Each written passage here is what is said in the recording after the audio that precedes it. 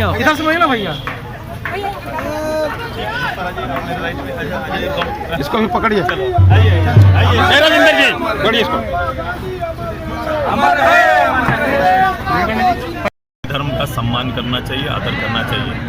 दोनों के इतिहास वहाँ पर हैं, दोनों के इतिहास काबिज रहे, एक दूसरे के क्षेत्र में कोई हस्तक्षेप न करे और दोनों धर्म का सम्मान हो, यही उसका रास्ता है।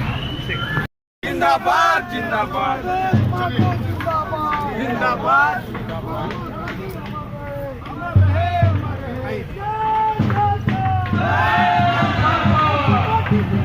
माननीय मुख्यमंत्री जी की नीयत अगर साफ रहती तो नियम बनाने में विलम्ब नहीं होता। आपकी नीयत पर खोट है।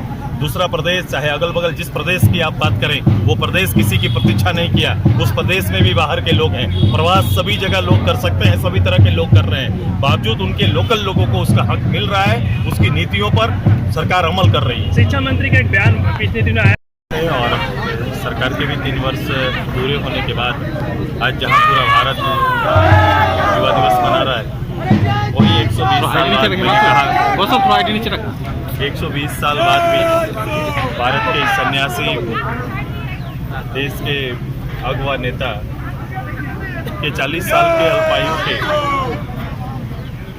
जो उनके इस भारतवर्ष के लिए और विश्वव्यापी जो संदेश उन्होंने नौजवानों के लिए छोड़ा है, आज भी झारखंड राज्य के नौजवानों और देश के नौजवानों के लिए आदर्श है। ऐसे ही दिन राज्य के अंदर में हम सभी लोग, खासकर मेरा छात्र इकाई, जहां पूरा प्रदेश और नौजवान, जिसके बारे आपने उल्लेख किया, चिंता में है, जिनके माथे में लकीर इस बात को लेकर इंकित कर रही है कि लंबे अरसे से एग्ज़ाम और उसकी तैयारी करना, सरकार के 5 लाख नौकरी वर्ष देने का घोषणा, प्रोत्साहन भत्ता देने का घोषणा, इस बीच में नियमों का, नियोजन नीति का बनना, स्थानीय नीति का बनना, इन सारे नीति और रोजगार के घोषणाओं से त्रस्त यहाँ के नौजवान अपने भविष्य को लेकर चिंतित हैं।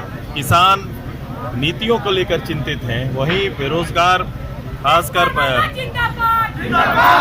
जो श्रमिक हैं, वो भी अपने रोजगार के लिए चिंता में। तीनों वर्ग में चिंता की लकीर है।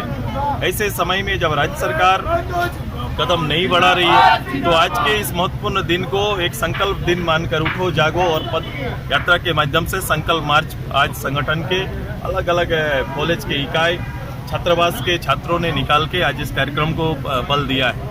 मैं इस कार्यक्रम का नेतृत्व इसलिए किया क्योंकि राज्य के हालात को बदलना है, तो कहीं न कहीं नौजवानों में चेतना को जगाना पड़ेगा, उन्हें एकताबद्ध करना पड़ेगा और अपने राज्य की जब सरकारें फेल हो जाती हैं, सरकार की नीयत पर जब प्रश्न खड़ा हो जाता है, तो राज्य के नए नीयत के लिए नौजवानों को आगे आना पड़ेगा और पूरी कमान संभालने पड़ेगी। सुरेश जी, आज 22 साल हो गए हैं, लेकिन नियोजन नीति और रोजगार का बात करें तो जीरो।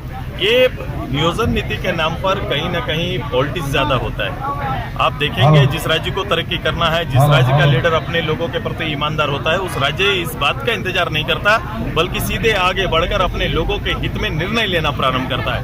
ये सरकार निर्णय न लेकर कहीं ना कहीं राजनीतिक भारत सरकार और राज्य सरकार के अंदर में एक पॉलिटिक्स खेलने का इन्होंने काम किया है और ये अवसर देते हैं लोगों को न्यायालय में जाने का। ये बात न्यायालय में जाने की बात करते हैं, ये अवसर देते हैं, परिस्थितियां पैदा करते हैं ताकि कोई भी समस्या जो राज्य के अंदर है उसका समाधान ना हो पाए। आज कि इसका स्पष्ट हमारा, मैं इस बात का बड़ा ये हूँ, पक्षधर हूँ कि मैं समाधान का पक्षधर हूँ। हमेशा राज्य सरकार अगर अपने से खुद से निर्णय नहीं ले पाती तो पटल उनका था कि सार्वजनिक सर्वदलीय बैठक बुलाकर लोगों की राय ले सकती थी। आप नियम जब बनाते हैं, लोगों की राय नहीं लेते हैं। जब संविधान में को बनाने की बात करती है, संशोधन की बात करते हैं, लोगों की राय नहीं लेते। हाउस के अंदर आप बोलने का मौका नहीं देते हैं। तो ये एकपक्षीय ये जो तानाशाही नीति सरकार ने अपनाई है, उसी का प्रतिफल है और आगे भी ये रहेगा और कहीं ना कहीं इस सरकार को इसी में कहीं ना कहीं जाना पड़ेगा। नौजवान तैयार है, नौजवान की आप देख रहे हैं कि अवस्था, वो उनको चेतना, उनको जगाना ये हमारा फर्ज है, हमारा दायित्व है। हम उस काम में आगे बढ़ रहे हैं।